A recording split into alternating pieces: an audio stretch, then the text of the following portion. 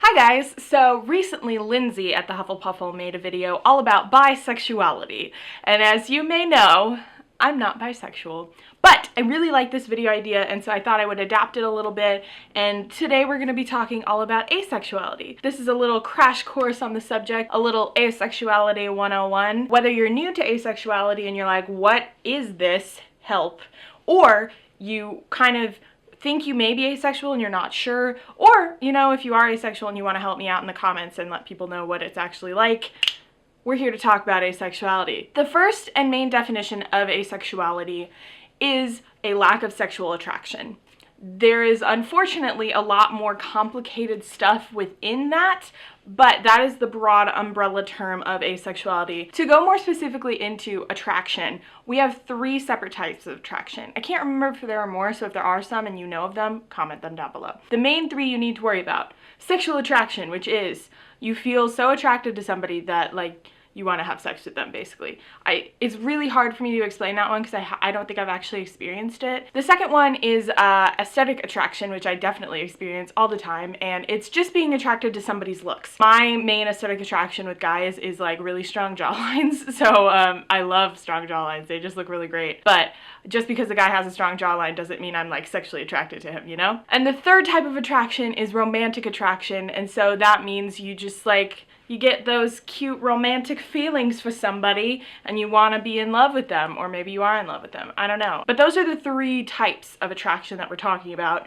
Like I said, asexuality is a lack of sexual attraction. So that doesn't mean that we have a lack of romantic attraction or a lack of aesthetic attraction. For some people it does. But let's start with the lack of sexual attraction first. I myself identify as asexual because I have not really felt the need to want to have sex with anybody. I know it sounds kind of hard to understand, just because I feel like a lot of people don't walk around thinking, I'm sexually attracted to that guy, I would have sex with him right now. Although I've heard that that is a thing that happens. Within asexuality, there are different types of asexualities. A lot of people just say they're asexual just to make it easier on non-asexual people, aka allosexual people. What they really mean is they're like a different type of asexuality. So we have asexuality, but then we have demisexuality, which means you only really feel sexual attraction for somebody after you kind of get to know them and you feel emotional about them and all that jazz. So it's like really, once you get in a really deep relationship and then you feel sexual attraction for them rather than just like no sexual attraction or like willy-nilly sexual attraction. One myth about demisexuality is that a lot of people will just say, hello, everybody's demisexual. I would not go and have sex with anybody on the street just because I don't know them, blah, blah, blah. And that's not true. Demisexuality is like very specific. So if you know somebody who's demisexual or you hear about demisexuality, please do not go around saying, everybody's demisexual, because that is so not true. It's hard to understand if you are not demisexual, but it's also really hard to explain if you are demisexual. So it's like, basically, asexuality is this confusing mess of people who don't really know what it is and people who experience it but also don't know what it is. And then the other type of asexuality is gray sexual. And so that is a little bit of a broader term.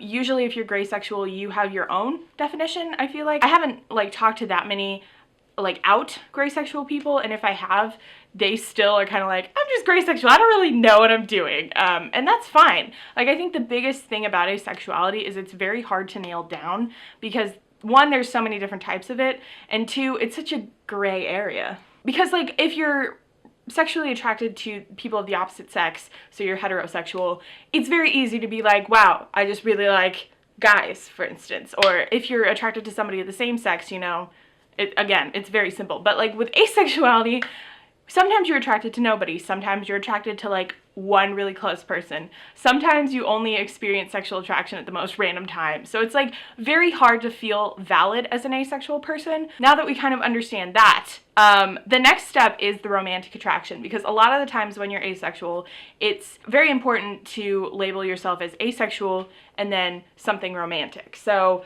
I am personally asexual heteroromantic, which means I don't really experience sexual attraction, but I would like a romantic relationship, or I feel romantic attraction towards people of the opposite sex. Gender, sex. Some people do define their romantic attraction. A lot of non-asexual people or allosexual people do not define their romantic attraction because it's the same. So if you're straight, you probably have a hetero-romantic attraction, you know? But it's important to asexual people because a lot of us do want romantic relationships, but we just don't want the sex, or we don't feel the sex. So obviously, it's kind of similar to sexualities. You have hetero-romantic, homo-romantic, bi-romantic, pan-romantic, and aromantic. There are a lot of people who identify as asexual as well as aromantic, which means they don't really have romantic feelings or sexual attraction feelings. The next time you see an asexual person or you talk to one, don't just automatically assume that we're all aro ace, because a lot of us are not aro ace, but it's definitely something to think about when you're talking to people. Another myth about romantic attraction with asexuality is that a lot of people don't consider hetero-romantic asexual people a part of the LGBTQIA community. And it's the thing about asexuality, and all the sexualities honestly, is you can identify as queer or you don't have to. I still don't know where I am personally, because my brain is everywhere on that subject, but I personally believe that hetero-romantic people, asexual people, can be a part of the LGBTQIA community, and I think they should be accepted as queer if they believe they're queer. But one of my biggest pet peeves is when people are like, you're hetero-romantic ace, cis, like, you don't belong in the queer community, you're basically still, like, straight. Which is not true. So another aspect of asexuality, because like I said, there's a lot of them, obviously you have the main part of asexuality, so I am asexual, and then you have the romantic, which is hetero-romantic, and then there's another little area of asexuality that people will sometimes define themselves by, which is whether you're sex positive or sex repulsed. And this is very important, I feel like, when it comes to dating specifically, because most of the time if you're asexual, you're probably not going to date another asexual person. There's just like so few of us that it's hard to find another one. And it's also hard to know if you're dating an asexual person or not. A lot of the times I feel like people don't want to say they're asexual in a relationship because, like, what do you do if you tell the person who loves sex that you don't want to have sex? Like, there's no relationship there. Another myth about asexuality is that asexual people do not like sex or do not want sex. And while that is true for some asexual people, that's not true for all. There are some asexual people who experience no sexual attraction, but also like masturbating and they like sex.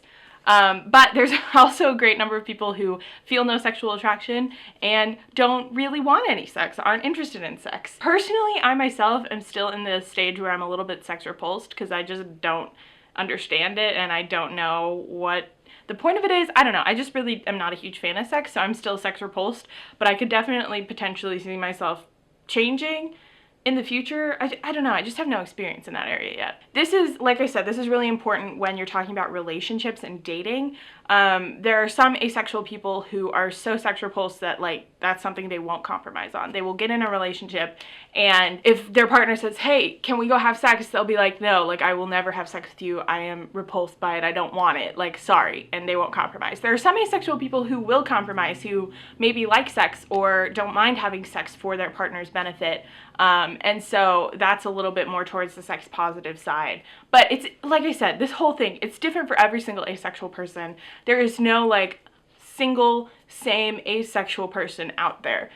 So it's very important to just understand the backstory of this sexuality. It's not as simple as just like being straight or being gay. Like, we generally have a lot more going on under the surface that we're worrying about, just because asexual people and allosexual people are, like, very, very different for the most part. One myth that people have about asexual people is that asexual people can't fall in love or can't have relationships or date people, and that's frankly very untrue. I hate when people say that because it's like, no, like, I want a relationship. Like, I want to fall in love personally. I'm just at the stage where I don't know where I want it to go physically. Don't assume. That is, like, my one thing. Do not assume that asexual people don't want a relationship, because a lot of the times we do, but we're just afraid, or we don't know who would want to date us because we don't want sex or we don't experience sexual attraction. Another myth. It's like a huge joke, but also it's like all asexual people are very serious about this. A lot of people are always like, isn't asexuality the things that plants do? Plants do reproduce asexually. However, asexuality is different than reproducing asexually. So do not treat your ace characters or your ace friends like plants, because we're not plants. Although, I always like to bring up the joke from Ghostbusters where The year is 2040. Our president is a plant. We're also not robots. We have feelings and we're real people, so don't assume that. The thing I'm gonna close out with, because I feel like this happens a lot, is how do you know you're asexual? You don't really. As somebody who has identified as asexual for almost a year, maybe a little bit more than that, I still have problems every day where I'm like, but am I really asexual? Do I really fit in this category? One, you don't have to define yourself as asexual. If you feel similar to these qualities that I'm describing, you're welcome to it, but also don't feel like you have to say that you're asexual. It's totally up to you in that area. But if you're really just unsure and you're like, I want to know, like, I'm not sure, is this me? I'm not really... You probably will never be 100% sure, especially if you have not had experience in dating or relationships or sex. I feel like it's something that you're always a little bit unsure of, and you're like, I don't know, am I valid? Am I real? Like, yes, you are. But my biggest advice for you, if you're unsure of what asexuality is, or if you're asexual, is to do research. One of the reasons why I have figured out that this is who I am is because of reading books. I've read lots of like articles and like online forums and just like little paragraphs and anecdotes from other asexual people. Hearing the definition of asexuality, a lack of sexual attraction, does nothing for me. Like hearing that, I was like, but I don't know, maybe I have and I'm just not sure what it is. What's better is reading over like a little story of somebody who's like, I never really got horny in middle school and like, I just never really liked guys or girls or whatever. Like reading over these little anecdotes and stories from other people has been so beneficial for me personally, and hearing your experiences playing out in somebody else's life is a great way to be like, that's me, like I'm that is me, we are the same. There are starting to be a lot more books on the market that will have asexual main characters or side characters. Try reading asexual fiction just because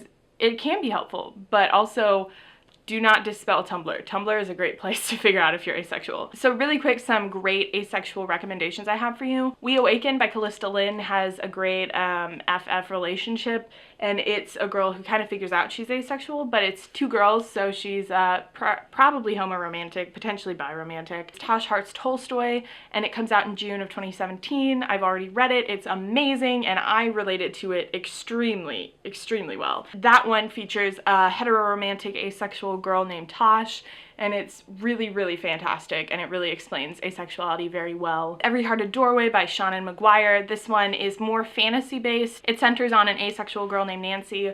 I don't know exactly her romantic tendencies, but it's a great way to read about asexuality in general. The Princess Saves Herself in this one by Amanda Lovelace. Amanda is demisexual, panromantic, and so even though it doesn't necessarily have like an asexual main character because it's a poetry collection, it's still a great way to support other asexual authors. Afterworlds by Scott Westerfeld has a demisexual character.